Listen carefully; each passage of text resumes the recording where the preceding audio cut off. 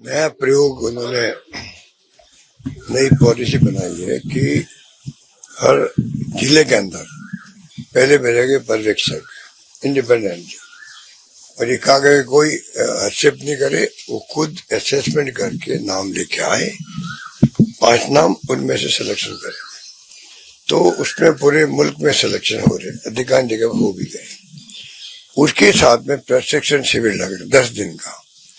अब 10 दिन में उनको फैकल्टी वाले भी आते हैं, और मैंने सुना सब तरह से उनको ऐसी ग्रूमिंग की जा रही है जिससे कि आने वाले वक्त में वो अपने जिले में सबको साथ लेके चल सके। जब ये कह दिया गया कि अगर मान लीजिए इन्होंने अच्छे काम किए तो हम इनको सीईसी जो होती है टिकट डिस्ट्रीब्यूशन कमेटी, उसमें इनको चांस देने बैठने का, बोलने का कि आपका असेसमेंट क्या है जिले के अंदर, विधायक के लिए एमपी के लिए। ये तो बहुत बड़ा निर्णय है। अब पूरा खेल डिपेंड करेगा जो बने हैं हर राज्य में जिलाध्यक्ष बने वो राहुल गांधी जी की भावना को कितना आत्मसात करते हैं, किस रूप में अपना वो समर्पित करते हैं, किस रूप में पब्लिक से घर घर कांटेक्ट करते हैं, गांव हो, ढाणी हो या हर परिवार हो, उनके टिप पे होना चाहिए पूरा जिला जो उनका दिया गया है।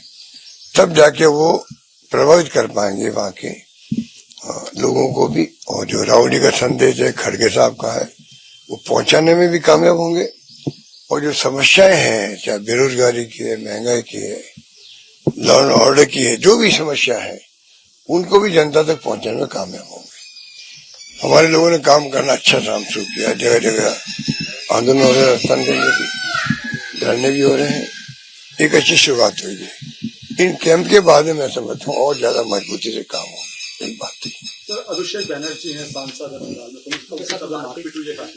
देखिए, पूरा मैंने पहले कह दिया आपको कि अगर बीजेपी जीत गई बंगाल में, मैंने कलकत्ता जाके बात कही थी वहां पर मीडिया को भी, अगर बीजेपी की एंट्री हो गई तो पूरा देश निराश होगा। ये मैंने सोच समझ के कहा था, क्योंकि बीजेपी की एंट्री जो बंगाल में अलग सांस्कृतिक पृष्ठभूमि है उनकी, उनका त्याग, उनका बलिदान अलग ढंग का, सुभाष चंद्र बोस लगा के रविन्द्रनाथ टैगोर तक के अलग अलग वहां पे और बने हुए हैं।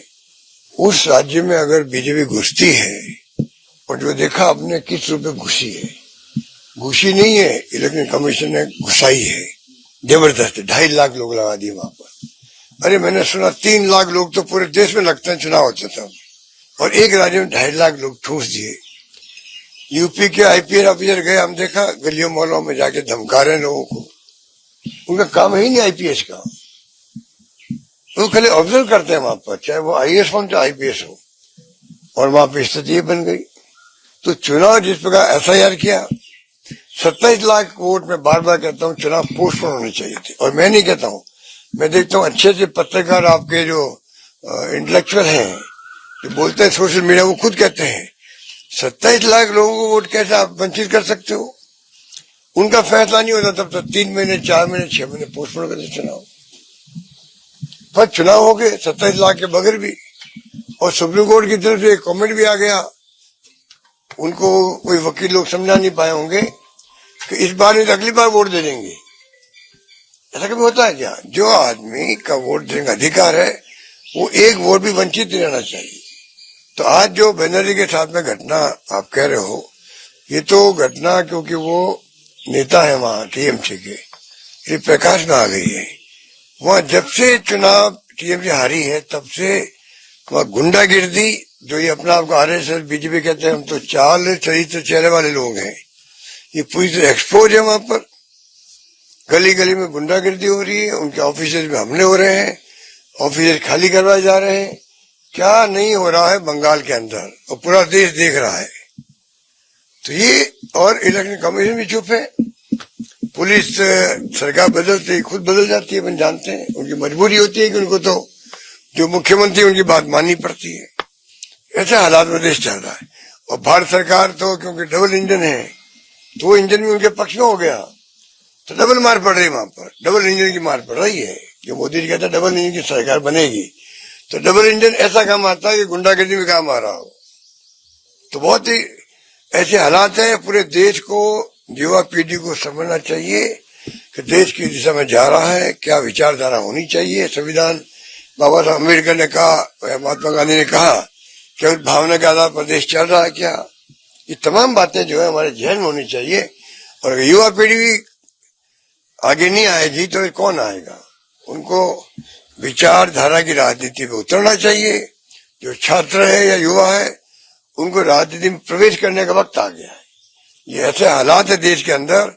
मैं अपने अनुभव से कह सकता हूँ, आज जमाना जो है, हमारी युवा पीढ़ी और छात्र राजनीति करने वाले लोग, सबको विचारधारा के आधार पर चिंतन मनन करना चाहिए। वो किस पार्टी में जाए उनके ऊपर है, पर कम से कम विचारधारा क्या है देश की, क्या होनी चाहिए, उस पे उनका एक अपना विचार होना चाहिए। सर, हनुमान बेनीवाल ने मुख्यमंत्री को मूर्खों का राजा कहा है। देखिए, मैंने देखा नहीं, सुना नहीं, पर मैं कमेंट्स कल देख रहा था बीजेपी वालों के। तो ये तो बीजेपी वाले, हनुमान बेनीवाल जी, ये क्या आपस में प्यार मोहब्बत भी करते हैं। कई बार नाइटवा की हो जाती है। तो आजकल का कल वापस निपट भी सकते हैं। कोई मैं क्या कमेंट करूं। फैसला हुआ परिवर्तन करने का मुख्यमंत्री को, तो ये मैं मानता हूं कि पूरे देश के अंदर लोग मानते हैं कि राहुल गांधी जी ने बहुत ही तरीके से सबसे बात करके, सबको विश्वास में लेकर के ये परिवर्तन का फैसला किया। और क्योंकि सिद्धरामैया जी बहुत अनुभवी थे, लंबे समय तक राजनीति करी उन्होंने, और अच्छा काम किया उन्होंने भी। पर क्योंकि राजनीति में कई बार फैसले होते हैं।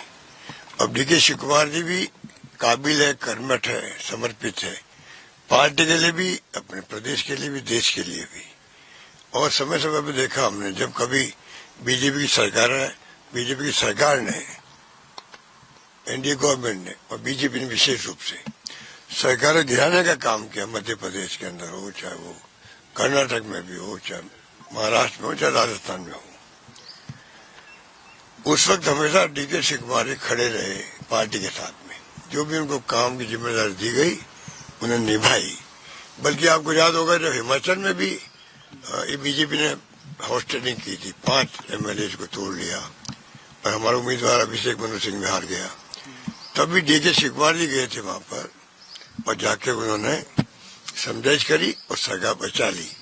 तो वो एक अलग ढंग के व्यक्तित्व के धनी है, और उम्मीद करते हैं कि उनके बनने के बाद में एक नए उत्साह के साथ में वो आगे बढ़ेंगे और कामयाब मुख्यमंत्री के रूप में काम करें। मेरी बहुत बहुत बधाइयां हैं, और मेरी उनसे बात भी हुई, मैंने उनको बधाई दे दी है और शुभकामनाएं दे दी है।